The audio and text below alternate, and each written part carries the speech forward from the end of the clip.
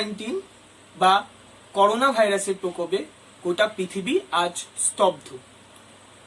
যোগাযোগ ব্যবস্থা বন্ধ, কলকারখানা বন্ধ এবং স্কুল কলেজগুলো বন্ধ। এমতো অবস্থায় যাতে পড়ুয়াদের পড়াশোনার কোনো ক্ষতি না হয়, তাই সংকল্পের একটি অভিনব প্রয়াস ইউটিউবের মাধ্যমে পঠন পাঠন। সেই উদ্দেশ্যেই আমি সদস্য প্রতনু প্রামাণিক আজ নবম শ্রেণীর পরমাণুর গঠন, চতুর্থ অধ্যায় পরমাণুর গঠন সম্পর্কে তোমাদেরকে বিস্তারিত আমি আলোচনা করব। তো অধ্যায় শুরুতেই এই নামকরণটা কি দেখলে, পরমাণুর গঠন। তো তোমাদের পরমাণু কি সেই সম্পর্কে জানতে হবে। তো বলি, খ্রিস্টপূর্ব 5ম শতাব্দীতে গ্রিক দার্শনিক ডেমোক্রিটাস তিনি বলেন যে পদার্থ মাত্রই ক্ষুদ্র ক্ষুদ্র কণার সমন্বয়ে গঠিত এবং এই কণাগুলির তিনি নামকরণ করে পরমাণু। গ্রিক শব্দ অ্যাটোমাস, যার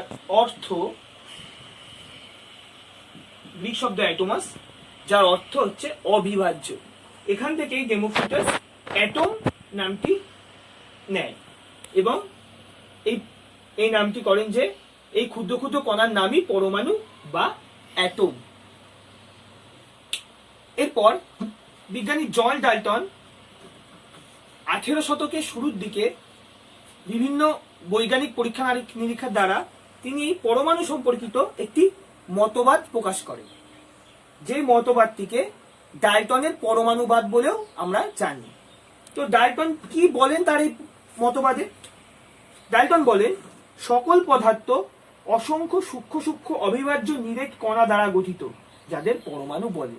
এদেরকে সৃষ্টি বা ধ্বংস করা যায় না।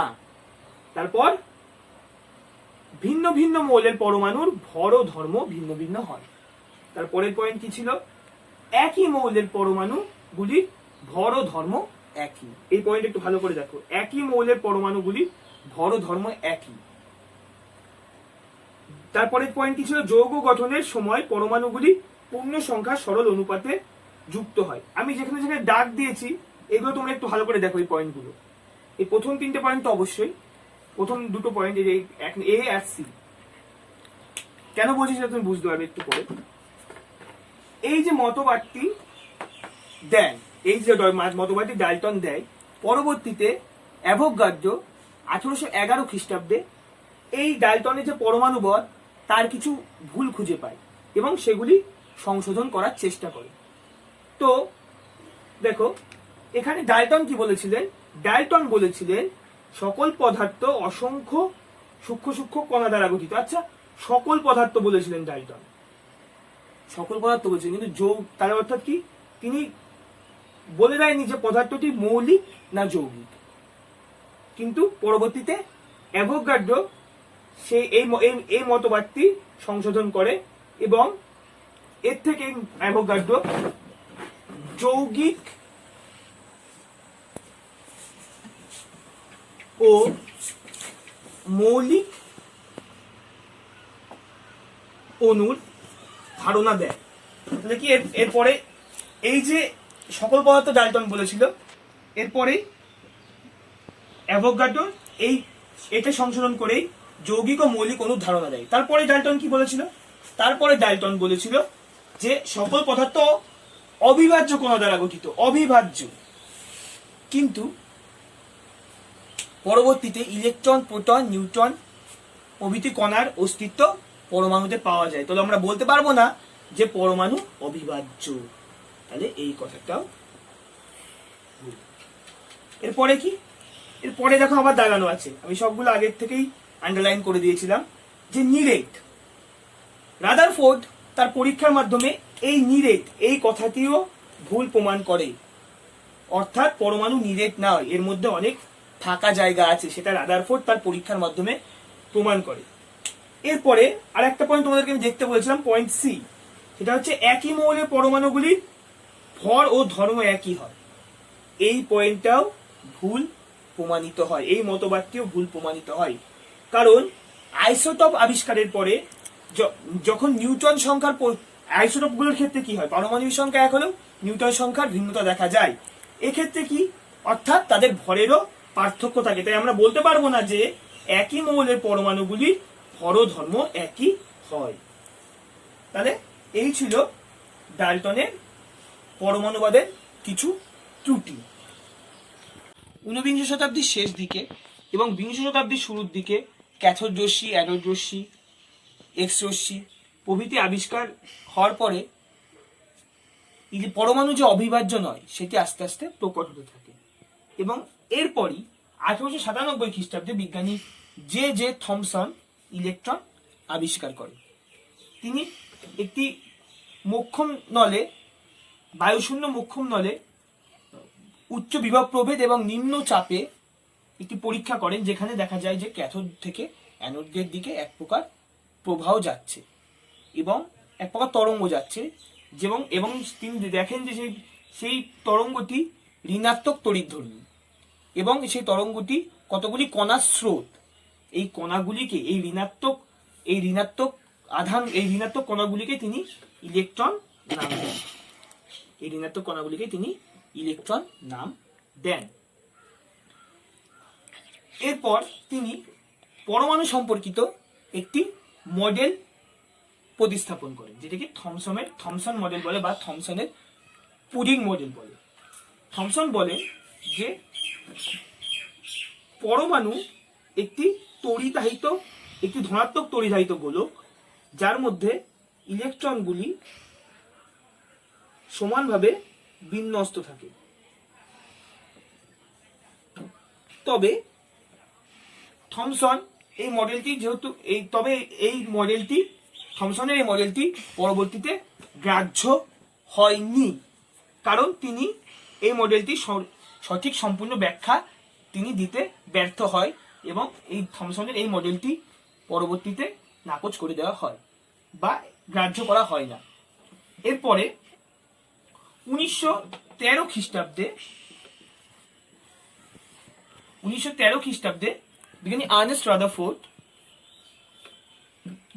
তিনি অনুমান করেন যে যেহেতু পরমাণু নিস্তড়িত, তাহলে পরমাণুর মধ্যে যেমন ইলেকট্রন আছে, ঋণাত্মক তড়িৎধর্মী যেমন ইলেকট্রন আছে, ঠিক তেমনই সমান সংখ্যক কোন ধনাত্মক আধানেরও তার মধ্যে সেই পরমাণুর মধ্যে আছে, না হলে নিস্তড়িত কি করে হয়। এবং এই 1920 খ্রিস্টাব্দে তিনি এই ধনাত্মক কণাগুলির বা এই ধনাত্মক আধানগুলির নাম দেন প্রোটন। এরপর মোজলে 1913 খ্রিস্টাব্দে বিজ্ঞানী মোজলে 1913 খ্রিস্টাব্দে তার এক্স রশ্মির বর্ণালী পরীক্ষার মাধ্যমে তিনি পরমাণুর মধ্যে প্রোটনের সংখ্যা পরিমাপ করা পদ্ধতি আবিষ্কার করে। এরপর পরমাণুর মধ্যে প্রোটনের সংখ্যা আবিষ্কৃত হয় এবং তখন 1920 খ্রিস্টাব্দেই রাদারফোর্ড দেখেন যে তিনি এটি পরিলক্ষিত করে যে পরমাণুর মধ্যে একক ভর বিশিষ্ট নিস্তড়িত নিউট্রন কণাও পাওয়া যায় এবং এই নিস্তড়িত কণাগুলি নিউট্রন কণা। এবং এই নিউট্রন কণা কি, এই নিউট্রন কণা তিনি কিন্তু আবিষ্কার করেনি, তিনি শুধু ধারণা দেয়। এই নিউট্রন কণার সঠিক পরীক্ষা করেন তারই ছাত্র জেমস স্যাডউইক। 1932 খ্রিস্টাব্দে এই নিউট্রন কণা আবিষ্কৃত হয়। স্যাডউইক তার বেরিলিয়াম ধাতুর পাতে আলফা রশ্মির তীব্র আলফা রশ্মি ফেলে তিনি নিউট্রন কণার অস্তিত্ব পরিলক্ষিত করে। 1911 খ্রিস্টাব্দে বিজ্ঞানী আর্নেস্ট রাদারফোর্ড তার আলফা কণার বিচ্ছুরণের একটি পরীক্ষার মাধ্যমে তিনি একটি মডেল প্রকাশ করে, যেটিকে রাদারফোর্ডের পরমাণু মডেল বলা হয়। তা ওই আলফা কণার বিচ্ছুরণের পরীক্ষা থেকে রাদারফোর্ড যে সিদ্ধান্ত পায় পরমাণু সম্পর্কে, সেগুলি আমি বলছি, সেগুলিকেই রাদারফোর্ডের পরমাণু মডেল হিসাবে বলা হয়। তা রাদারফোর্ড কি বলেছেন তার পরমাণু মডেলে? রাদারফোর্ড পরিলক্ষিত করেন যে পরমাণুর অধিকাংশ স্থানই ফাঁকা তারপর পরমাণুর দুটি অংশ, একটি অংশ যে অংশে সমস্ত ভর একত্রিত থাকে যাকে বলা হয় নিউক্লিয়াস, আর অপর অংশটি কি? অপর অংশটি হচ্ছে যে অংশে সমস্ত ঋণাত্মক আধান থাকে, বা এর নাম কি? ইলেকট্রন মহল। তাহলে আমরা এখান থেকে কি পেলাম? পরমাণুর যে দুটি অংশ, সেই দুটি অংশ পেলাম, একটি অংশ নিউক্লিয়াস আর একটি অংশ ইলেকট্রন মহল। একটি অংশ নিউক্লিয়াস, একটি অংশ ইলেকট্রন মহল। এরপর কি? এরপর পরমাণুর সমস্ত ধনাত্মক আধান নিউক্লিয়াসে পুঞ্জীভূত থাকে। এটা আমরা জানি যে নিউক্লিয়াসে কি কি থাকে? প্রোটন আর নিউট্রন। যেহেতু নিউট্রন নিস্তরী তাই, আর প্রোটন ধনাত্মক আধানযুক্ত, তাই নিউক্লিয়াসটি সর্বদা ধনাত্মক তড়িধায়িত থাকে। এর পরবর্তী পয়েন্ট কি ছিল? এর পরবর্তী পয়েন্ট ছিল পরমাণুর সমস্ত ঋণাত্মক আধান নিউক্লিয়াসের চারপাশে বৃত্তাকার কক্ষপথে আবর্তন করে। এটা খুব ইম্পর্টেন্ট পয়েন্ট, এই পয়েন্ট একটু ভালো করে দেখো তোমরা। পরমাণুর সমস্ত ঋণাত্মক আধান নিউক্লিয়াসের চারপাশে বৃত্তাকার কক্ষপথে আবর্তন করে। তারপরে কি বলেছিল? নিউক্লিয়াসের আয়তন সমগ্র পরমাণুর আয়তনের তুলনায় নগণ্য। তাহলে কি বলেছিল পরে? নিউক্লিয়াসের আয়তন সমগ্র পরমাণুর আয়তনের তুলনায় নগণ্য। এবার বলা যায় যে পরমাণুর আয়তনের 10 লক্ষ ভাগে 1 ভাগ জায়গা জুড়ে নিউক্লিয়াসটি থাকে, বাকি জায়গা জুড়ে ইলেকট্রন মহল এবং ফাঁকা জায়গা একটি পরমাণুর মধ্যে থাকে। রাদারফোর্ড যে পরমাণু মডেলগুলি দিয়েছিল আমাদেরকে, এরও কিছু পরিমাণ এর থেকেও এরও কিছু ত্রুটি দেখা যায়। সেই ত্রুটিগুলো সম্পর্কে আমি তোমাদেরকে এখনই বলবো। আমি তোমাকে এই চতুর্থ পয়েন্টে ভালো করে দেখতে বলেছিলাম। এখানে কি বলছে? পরমাণু সমস্ত ঋণাত্মক আধান নিউক্লিয়াসের চারপাশে বৃত্তাকার কক্ষপথে আবর্তন করে। তাহলে তড়িৎচুম্বকীয় তত্ত্ব অনুযায়ী নিউক্লিয়াসকে কেন্দ্র করে যখন ঋণাত্মক আধানযুক্ত ইলেকট্রনগুলি ঘুরতে থাকবে তখন কি? তখন তড়িৎচুম্বকীয় তত্ত্ব অনুসারে তারা তড়িৎচুম্বকীয় তত্ত্ব অনুসারে তারা শক্তির বিকিরণ করবে। এইভাবে যদি শক্তির বিকিরণ তারা করতে থাকে, যখন এরকম ভাবে ঘুরবে, এইভাবে যদি তারা এই ঘুরতে ঘুরতে যখন তারা শক্তির বিকিরণ করবে, একটা টাইম এমন আসবে যে তারা নিউক্লিয়াসে কেন্দ্রে বা নিউক্লিয়াসের উপর আশ্রয় পড়বে ইলেকট্রনগুলি। এইভাবে পরমাণুর অস্তিত্বই বোঝা যাবে না। তাই এই ত্রুটিটি আমরা বলতে পারি রাদারফোর্ডের এই পরমাণু মডেলের যে একটি ত্রুটির মধ্যে এটি অন্যতম। তাছাড়াও হাইড্রোজেন বর্ণালীর সঠিক ব্যাখ্যা রাদারফোর্ডের এই পরমাণু মডেল দিতে পারেনি। তাহলে কি বললাম? কোন দুটো আমি ভুল বললাম? কোন দুটি ভুল বললাম রাদারফোর্ড পরমাণু মডেলে? একটি হলো এই যে তড়িৎচুম্বকীয় তত্ত্ব থেকে যেটা আমরা পেয়েছিলাম, যে ইলেকট্রনগুলি ঘুরতে ঘুরতে একসময় তার শক্তি ক্ষয় হতে থাকবে আবর্তনের ফলে, বিকিরণ এমন এতটা শক্তি বিকিরণ করবে যে একটা সময় সে নিস্তরিত সে তার সমস্ত শক্তি হারে নিউক্লিয়াসের উপর আশ্রয় পড়বে। তাহলে কি এইটা রাদারফোর্ড ক্লিয়ার করতে পারেনি, যেটা পরবর্তীকালে তারই ছাত্র রাদারফোর্ডের ছাত্র নিলস বোর 1913 খ্রিস্টাব্দে একটি মডেল প্রকাশ করে। 1913 খ্রিস্টাব্দে, আগেরটা ছিল 1911 খ্রিস্টাব্দে যখন রাদারফোর্ড তার পরমাণু মডেলটি প্রকাশ করে। তার কয়েক বছর পরে 1913 খ্রিস্টাব্দে তারই ছাত্র নিলস বো একটি তত্ত্ব দেন এই পরমাণু সম্পর্কে, যেটিকে বোর রাদারফোর্ড মডেল বলেও আমরা জানি।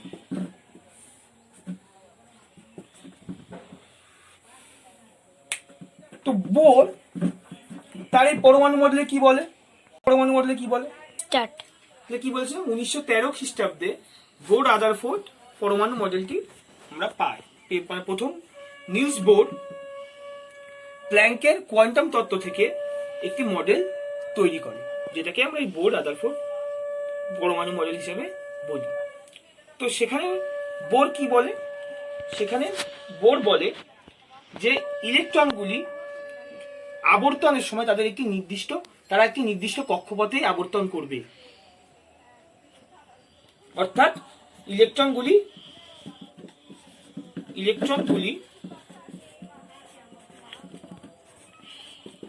নির্দিষ্ট কক্ষপথে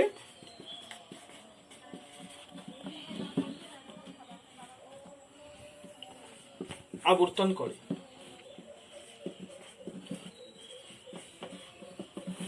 এবং তিনি আরো বলেন এই আবর্তন চলাকালীন ইলেকট্রনগুলি, তাহলে কি এই আবর্তনকালে ইলেকট্রনগুলি কোনরূপ শক্তির শোষণ বা বিকিরণ করে না।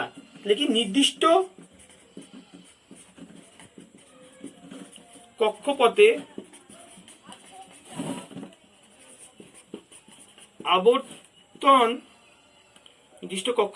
আবর্তনকালে কোনরূপ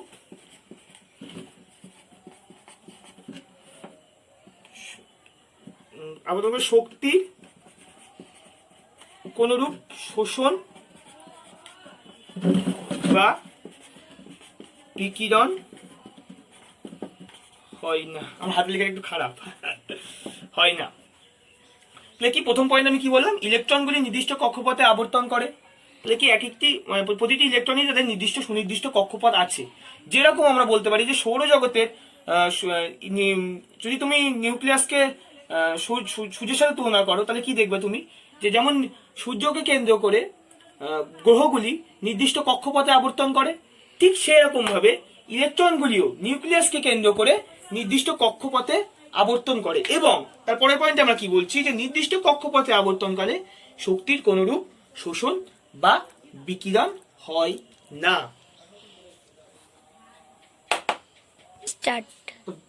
বোরের পরমাণু মডেলে কি বলা হয়? বোরের পরমাণু মডেলে বলা হয় নির্দিষ্ট কক্ষপথে আবর্তনকালে শক্তির কোনরূপ শোষণ বা বিকিরণ হয় না, এবং ইলেকট্রনগুলি প্রতিটি ইলেকট্রনেরই একটি নির্দিষ্ট ব্যাসার্ধের কক্ষপথে তারা পরিভ্রমণ বা আবর্তন করে।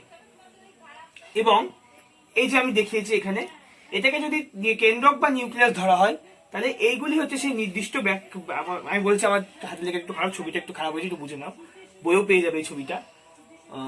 লেখে এটাকে যদি আমি কেন্দ্রক বা নিউক্লিয়াস ধরি এবং এর চারপাশে যে বৃত্তাকার কক্ষপথগুলি আছে, এই বৃত্তাকার কক্ষপথগুলিতে ইলেকট্রন পরিভ্রমণ করে।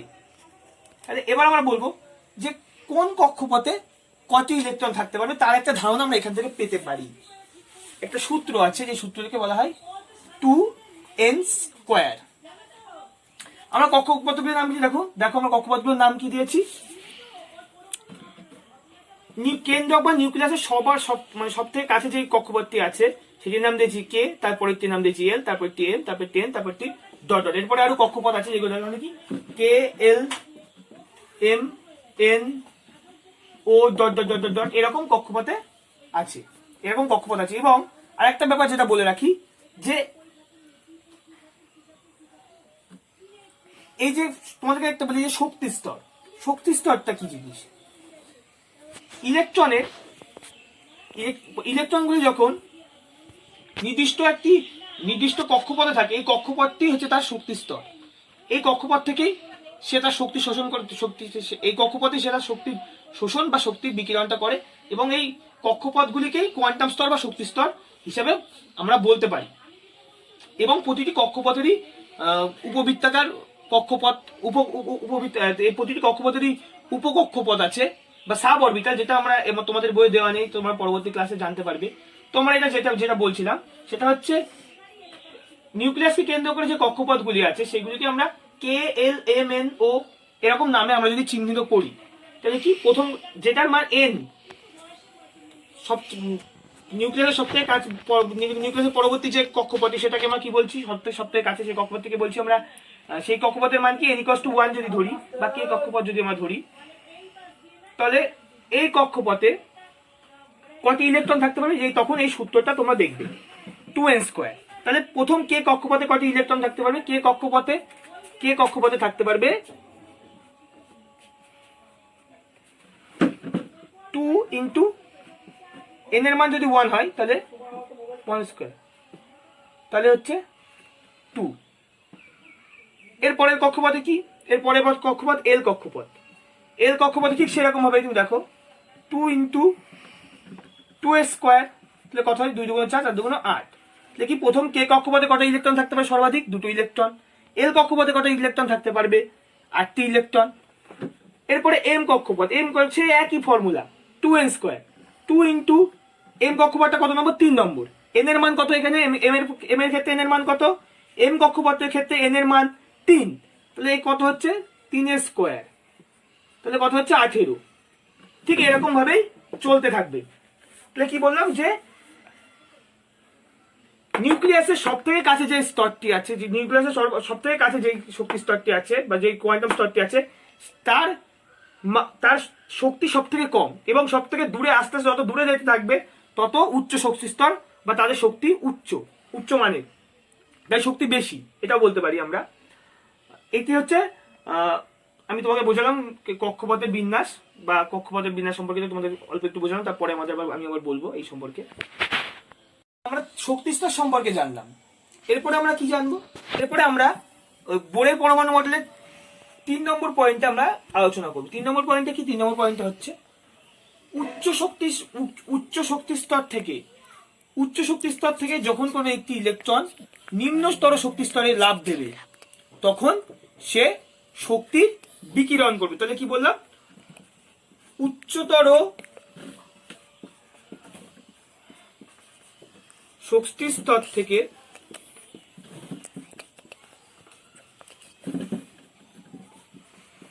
নিম্নতর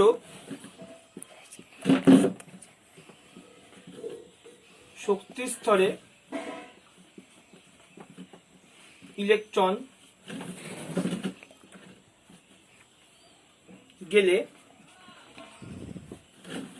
শক্তির বিকিরণ ঘটে।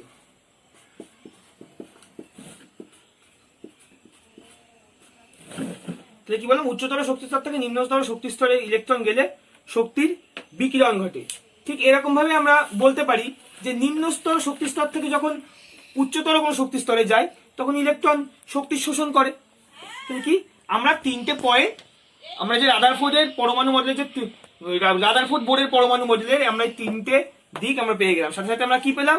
রাদারফোর্ডের পরমাণু মডেলের ত্রুটি, এবং সেই ত্রুটির থেকে যে আমরা বোর রাদারফোর্ডের সংশোধনী পেলাম, যে সংশোধনী থেকে আমরা নতুন একটা জিনিস জানলাম কি উচ্চতর শক্তি স্তর থেকে নিম্নতর শক্তি স্তরে ইলেকট্রন গেলে শক্তির বিকিরণ ঘটে। তো শক্তি স্তর সম্পর্কে আমরা বোরের পরমাণু মডেল আমাদের শক্তি স্তর পরমাণুর মধ্যে থাকা ইলেকট্রন এবং কক্ষপথ এবং শক্তি স্তর সম্পর্কে একটা দারুণ ধারণা আমরা বোরের পরমাণু মডেল থেকে পেলাম।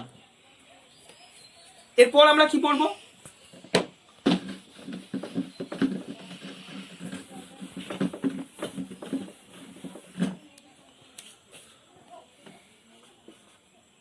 পারমাণবিক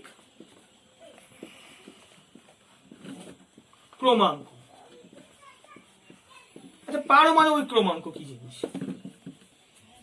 পারমাণবিক ক্রমাঙ্ক আমরা পড়বো যখন, তখন পারমাণবিক ক্রমাঙ্ক বলতে আমরা কি বুঝি আমি বলছি।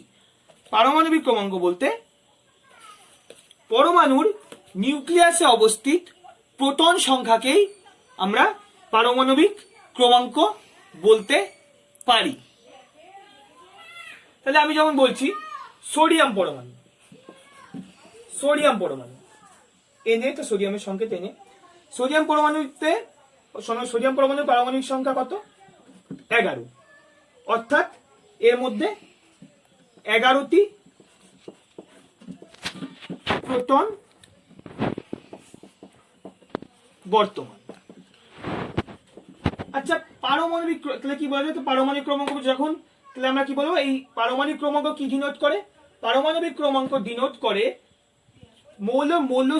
মৌলের পরমাণুতে উপস্থিত প্রোটনের সংখ্যা।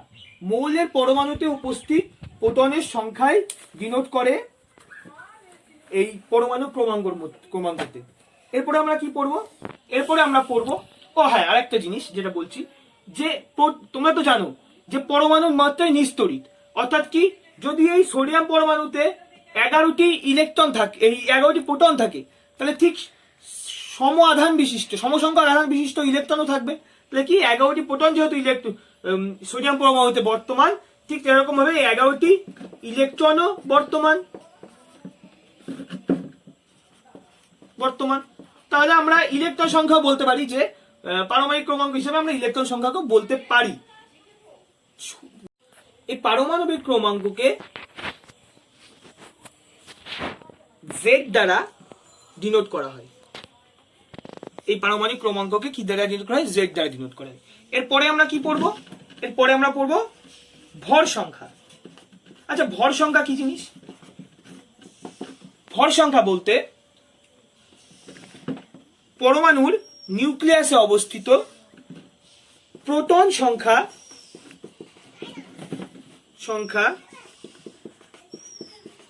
যোগ নিউট্রন সংখ্যা। তাহলে কি পরমাণু নিউক্লিয়াসে উপস্থিত প্রোটন সংখ্যা ও নিউট্রন সংখ্যার যোগফলই হলো সেই পরমাণুর ভর সংখ্যা। তাহলে ভর সংখ্যা বোঝা গেল তো? কি প্রোটন সংখ্যা প্লাস নিউট্রন সংখ্যা হচ্ছে ভর সংখ্যা। আচ্ছা, এখানে তো আমি বললাম যে প্রোটন সংখ্যা মানে পারমাণবিক সংখ্যা, পারমাণবিক ক্রমাঙ্ককে জেড দিয়ে ডিনোট করা হয়, আর নিউটন সংখ্যাকে ডিনোট করা হয় কি দিয়ে? আমরা এন দিয়ে ডিনোট করতে পারি নিউটন সংখ্যাকে। তাহলে আমরা এখান থেকে তো বলতে পারি যে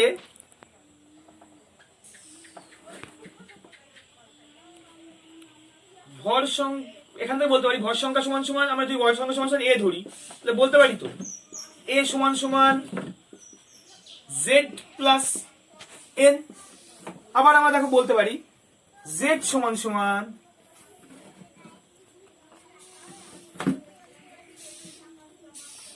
এ মাইনাস এন। এই জিনিসটা ভালো করে দেখো। জেড কি? জেড হচ্ছে প্রোটন সংখ্যা। জেড হচ্ছে, এখানে বড় হাতের জেড তোমরা দিতে ইউজ করতে পারো, আমি ছোট হাতে জেড দিয়েছি, বেসিক্যালি বড় হাতের জেড ইউজ করে আমি ছোট হাতে জেড দিয়েছি। আচ্ছা, ছোট অসুবিধা নেই। জেড মানে কি? তাহলে কি জেড হচ্ছে পারমাণবিক ক্রমাঙ্ক। তাহলে কি বলতে পারি আমরা যে এ, আর এখানে এ ছিল কি? এ হচ্ছে ভর সংখ্যা, এন হচ্ছে নিউটন সংখ্যা। তাহলে কি কোনো একটি পরমাণুতে যদি ভর সংখ্যা দেওয়া থাকে আর নিউটন সংখ্যা দেওয়া থাকে, ভর সংখ্যা নিউটন সংখ্যা দেওয়া থাকে, তাহলে ভর সংখ্যা নিউটন সংখ্যা, ভর সংখ্যা থেকে যদি তুমি নিউটন সংখ্যা বিয়োগ করো, তাহলে তুমি পারমাণবিক সংখ্যা বা প্রোটনের সংখ্যা পেয়ে যাবা। সেই পরমাণুতে যে পরিমাণ প্রোটন উপস্থিত সেই সংখ্যাটা তুমি সহজেই বের করে নিতে পারবে। বুঝা গেল? আচ্ছা, এরপরে আমরা কি পড়াবো?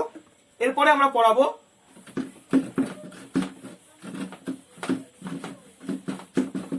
খুবই ভালো তিনটে জিনিস একসাথে একে অপরের সাথে কোরিলেট করে। এই তিনটে জিনিস আমি দেখি পড়াচ্ছি। সেটা হচ্ছে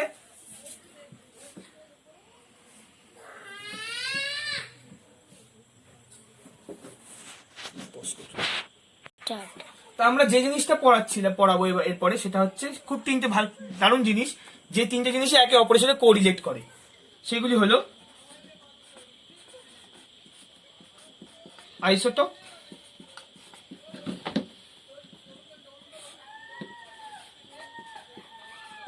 আইসোবার ও আইসোটোন। তাহলে যে তিনটে জিনিস একে অপরের সাথে কোরিলেট করে, আইসোবার, আইসোটোপ ও আইসোটোন। তাহলে আমরা প্রথমে কি পড়াবো? আইসোটোপ বা সমস্থানিকও বলা হয় এটাকে। আইসোটোপ বলতে আমরা বুঝি যে একই মৌলে আমরা আইসোটোপ বলতে বুঝি একই মৌলে যখন দুইটি পরমাণুর পারমাণবিক সংখ্যা এক কিন্তু ভর সংখ্যা ভিন্ন, সেইগুলিকে আমরা ওই মৌলের পরমাণুর আইসোটোপ, একে অপরের আইসোটোপ বলি। কিরকম? এটা একটা দেখাচ্ছি। ক্লোরিন অক্সিজেন পরমাণু, অক্সিজেন পরমাণু তিনটে আইসোটোপ। অক্সিজেন পরমাণু তিনটে আইসোটোপ কি কি? এটা একটা আইসোটোপ, এটা একটা আইসোটোপ, আর একটা আইসোটোপ। দেখো, এই সব ক্ষেত্রে পারমাণবিক সংখ্যা কিন্তু এক, কিন্তু প্রতি ক্ষেত্রেই ভর সংখ্যার অদল বদল হয়েছে। প্রথম ক্ষেত্রে ভর সংখ্যাটা 16, পরেরটায় 17, তারপরেরটায় 18। আর একটা দেখাচ্ছি এরকমই, যেটা খুবই পপুলার একটা, সেটা হচ্ছে হাইড্রোজেন। সাধারণ আয়োজনের যেটাকে পোটিয়াম বলা হয় সেখানে সরি যেটা পোটিয়ামটা দেখাচ্ছে। পোটিয়ামের ক্ষেত্রে কি থাকে, হাইড্রোজেনের ভর সংখ্যাও এক, পারমাণবিক সংখ্যাও এক। তারপরেরটা কত, ভারী জল,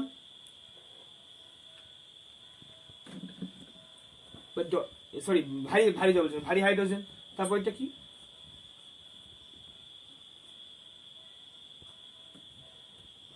হাইড্রোজেনেরও তিনটে আইসোটপকে দেখানো হলো। প্রথমে আমি অক্সিজেনের তিনটে আইসোটপ দেখালাম যাদের পারমাণবিক সংখ্যা সমান কিন্তু ভর সংখ্যা আলাদা। ঠিক তারপরেই আমরা দেখালাম হাইড্রোজেনের তিনটে আইসোটপকে।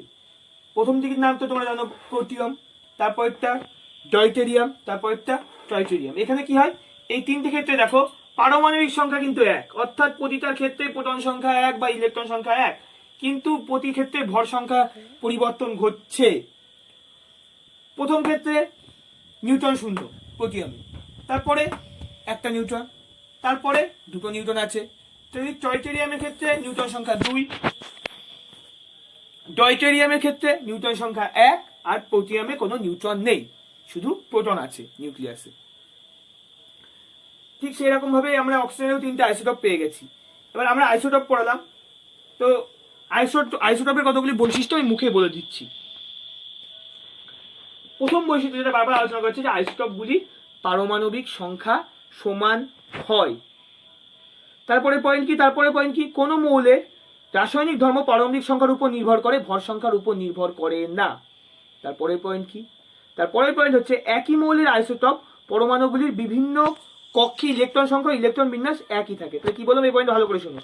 একই মৌলের আইসোটপ পরমাণুগুলির বিভিন্ন কক্ষে ইলেকট্রন সংখ্যা ও ইলেকট্রন বিন্যাস একই থাকে। একই মৌলের আইসোটপগুলির যোজ্যতাও একই থাকে।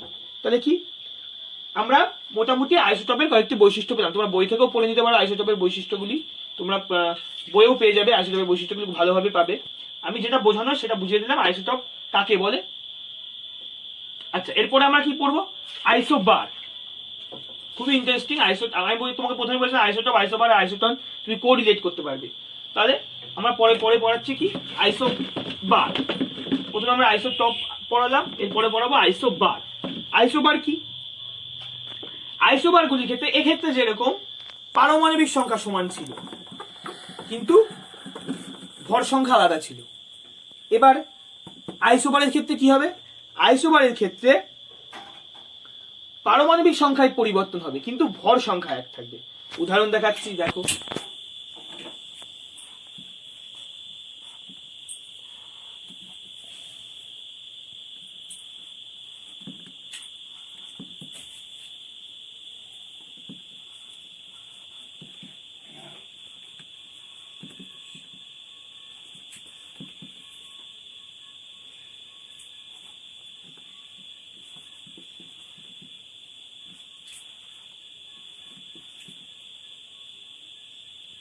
এই তিনটে উদাহরণ দেখানো হলো।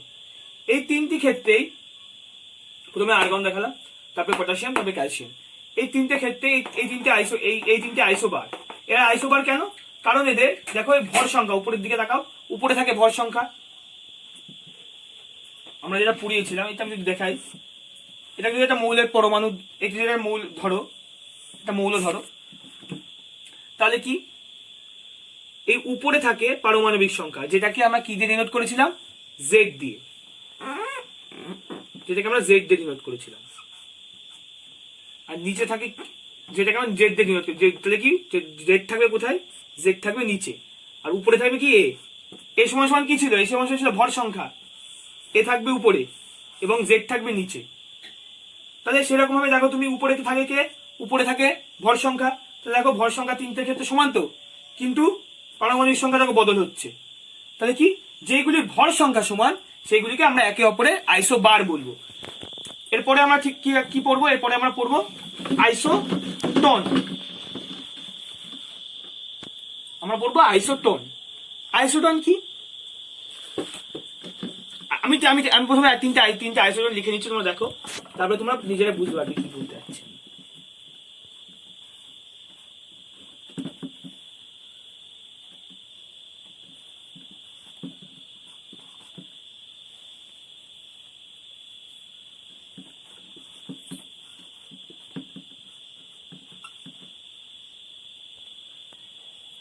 আমি দুটো দেখালাম। দেখো এই দুটো ক্ষেত্রে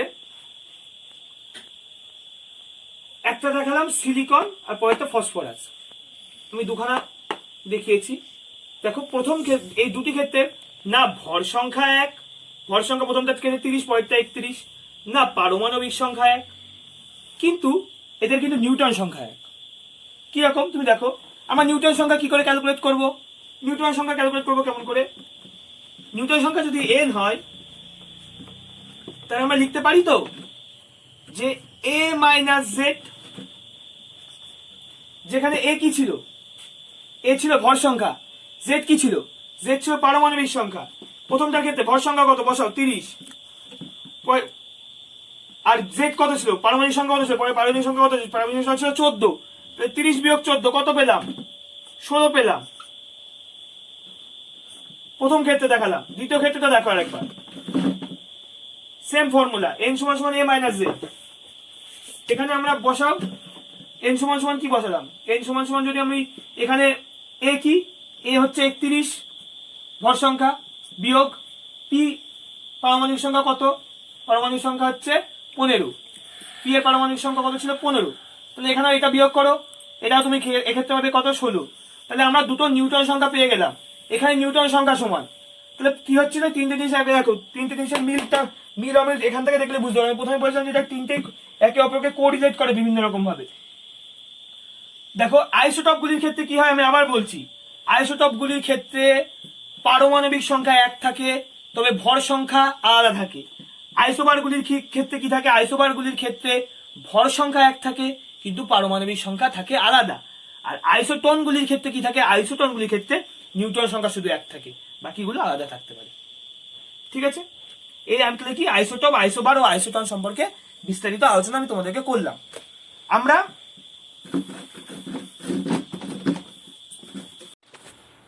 আইসোটপ, আইসোটোন, আইসোবার পড়ানোর পরে যে জিনিসটা আমার একটু আগে পড়ানো দরকার ছিল ওই জিনিসটাই, সেটা আমি এখন পড়াচ্ছি। সেটা হচ্ছে নিউক্লিয়ন কি। নিউক্লিয়ন হলো নিউক্লিয়াসে উপস্থিত আধান। নিউক্লিয়াসে কোন কোন আধান উপস্থিত থাকে? যেমন নিউক্লিয়াসে থাকে হচ্ছে নিউট্রন, প্রোটন। তাহলে নিউক্লিয়ন বলতে কি বুঝবো? যে নিউক্লিয়াসে যে যে আধান বর্তমান থাকবে তাদেরকে আমরা বলবো এক কথায় নিউক্লিয়ন। এরপরে কি বলবো? এরপরে আমরা কি করবো? নিউক্লিয় বল। নিউক্লিয় বল কি জিনিস? আচ্ছা, নিউক্লিয়াসে তো নিউটনের সাথে অনেকগুলো প্রোটন থাকে। আর প্রোটন কি? প্রোটন ধনাত্মক আধান যুক্ত।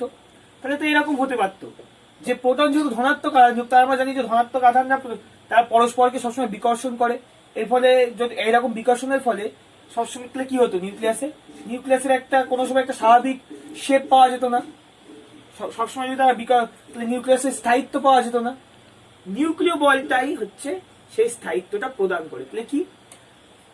নিউক্লিয় বলটা নিউক্লিয়াসে থাকা প্রোটনগুলিকে আবদ্ধ রাখে, টাইটলি প্যাকড করে রাখে। তাহলে কি? নিউক্লিয় বল হচ্ছে এমন একটি বল যা নিউক্লিয়াসে থাকা নিউক্লিয়াসে থাকা প্রোটনগুলিকে প্যাকড করে রাখে এবং নিউক্লিয়াসের স্থায়িত্ব বৃদ্ধি করে। এই নিউক্লিয় বল, নিউক্লিয় বল এটা ভেরি ভেরি ইম্পর্টেন্ট। তাহলে নিউক্লিয় বলের কাজ আমি তোমাদেরকে বললাম। আচ্ছা, এরপরে আমরা কি পড়াবো? এরপরে আমরা পড়াবো তেজস্ক্রিয়তা। তেজস্ক্রিয়তা,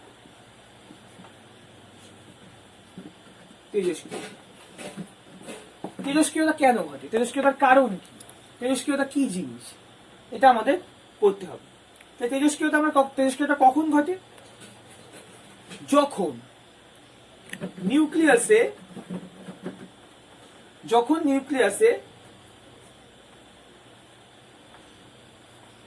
নিউট্রন ও প্রোটন সংখ্যার মান 1.54 এর বেশি হয়। কি বললাম? অনুপাত। তাহলে কি হয়? যখন নিউক্লিয়াসে নিউট্রন সংখ্যা ও প্রোটন সংখ্যার অনুপাতের মান 1.54 এর বেশি হয় গ্রেটার দেন 1.54, তখন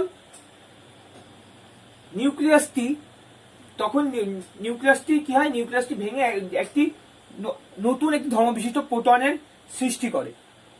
এই প্রোটনটি তার সাথে সাথে আলফা বিটা গামা রশ্মি বিকিরণ করে। তাহলে কি হয়, তাহলে সাথে আলফা বিটা গামা রশ্মি সৃষ্টি করে। এই ঘটনাটাকেই বলা হয় তেজস্ক্রিয়তা। আচ্ছা, আলফা বিটা গামা রশ্মি যখন বিকিরণ করে, জিনিসটা এর সাথে জেনে রাখা ভালো, যখন আলফা রশ্মি নির্গত হয়, আমি তোমাদের সংক্ষেপে তেজস্ক্রিয়তা বুঝিয়ে দিলাম। যখন আলফা রশ্মি নির্গত হয় তখন তাকে কি বলা হয়, যখন আলফা রশ্মি নির্গত তাকে, যখন আলফা রশ্মি নির্গত হয় তাকে আলফা বিঘটন বলে। এই সময় কি হয়, এই সময় পারমাণবিক ক্রমাঙ্ক দেখি একটা আলফা রশ্মি বেরোলে কি হয়, পারমাণবিক ক্রমাঙ্ক 2 কমে আর ভর সংখ্যা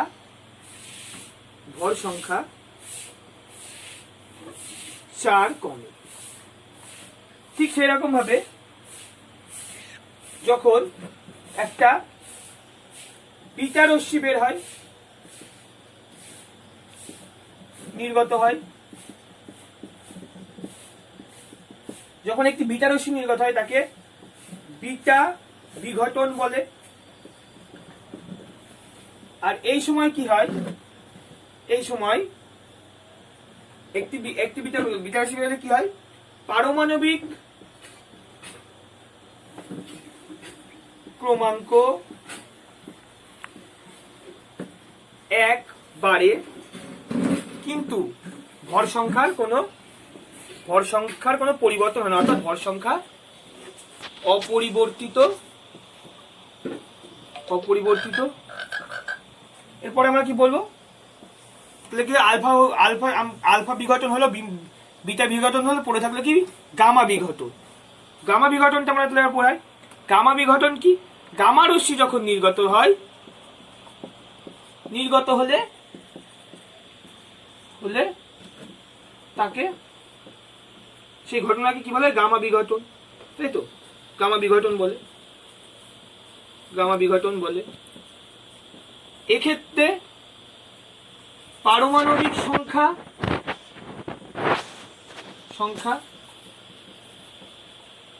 ও ভর সংখ্যা অপরিবর্তিত থাকে। তাই কোনো পরিবর্তন হয় না পারমাণবিক সংখ্যা বা ভর সংখ্যা, অপরিবর্তিত থাকে।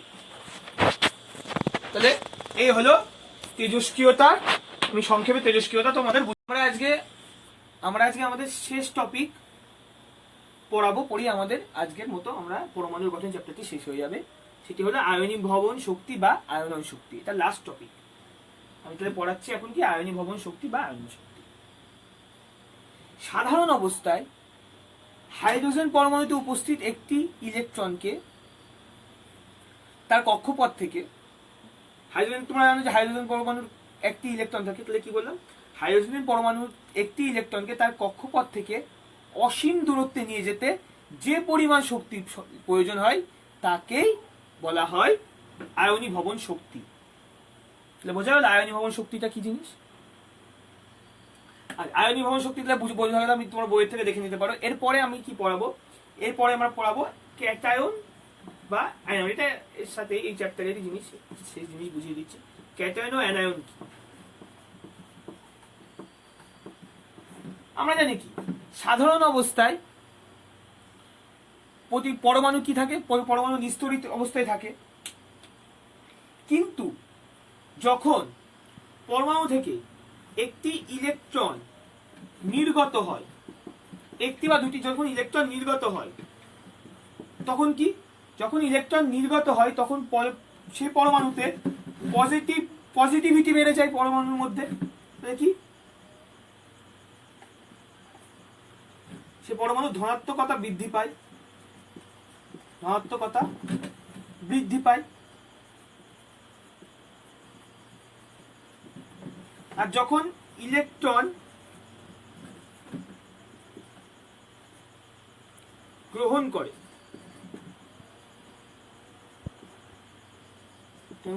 তখন ঋণাত্মকতা বেড়ে যায়, মানে পজিটিভ নেগেটিভিটি বেড়ে যায়, ঋণাত্মকতা বেড়ে যায়, বৃদ্ধি পায়।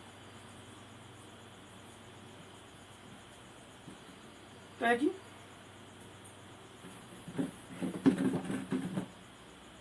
যখন ইলেকট্রন নির্গত হয় পরমাণু থেকে এবং ধনাত্মকতা বেড়ে যায়, এই অবস্থায় আমরা তাকে কি বলতে পারি? তাকে আমরা বলবো ক্যাটায়ন, মানে যার মধ্যে পজিটিভিটি বা ধনাত্মকতা বেশি, যে ধনাত্মক তার সে, আমরা জানি সমপরিমাণ ইলেকট্রন ও প্রোটন থাকে, তা ইলেকট্রন নির্গত হওয়ার পরে কি প্রোটনের সংখ্যা বেড়ে যায়, তাহলে কি ইলেকট্রন সংখ্যা কমে যাচ্ছে, সেক্ষেত্রে তার ধনাত্মকতা বৃদ্ধি পাচ্ছে, সে ধনাত্মক মৌলে পরিণত হচ্ছে, তাহলে কি সেটাকে আমরা কি বলতে পারি? ক্যাটায়ন। ঠিক উল্টো ভাবে কি হয়, ইলেকট্রন গ্রহণ করলে ঋণাত্মকতা বা নেগেটিভিটি বৃদ্ধি পায়, ফলে অ্যানায়নের সৃষ্টি হয়। এই ছিল আজকে আমাদের পরমাণু গঠনের অধ্যায়টা আমি বললাম। আশা করি আমি তোমাদেরকে বোঝাতে পেরেছি। কারোর যদি কোনো রকম কোনো প্রশ্ন থাকে তাহলে অবশ্যই কমেন্ট বক্সে কমেন্ট করো, আমি চেষ্টা করবো তোমাদের প্রশ্নের উত্তর দিতে। আর আমাদের পরবর্তী ভিডিওগুলো দেখতে থাকো, আর এই পরবর্তী ভিডিওগুলো দেখার জন্য আমাদের চ্যানেলটিকে অবশ্যই সাবস্ক্রাইব করো। আর যদি আমার এই ভিডিওটা ভালো লেগে থাকে তাহলে একটা লাইক করো আর তোমার বন্ধুদের মাঝে শেয়ার করে দিও।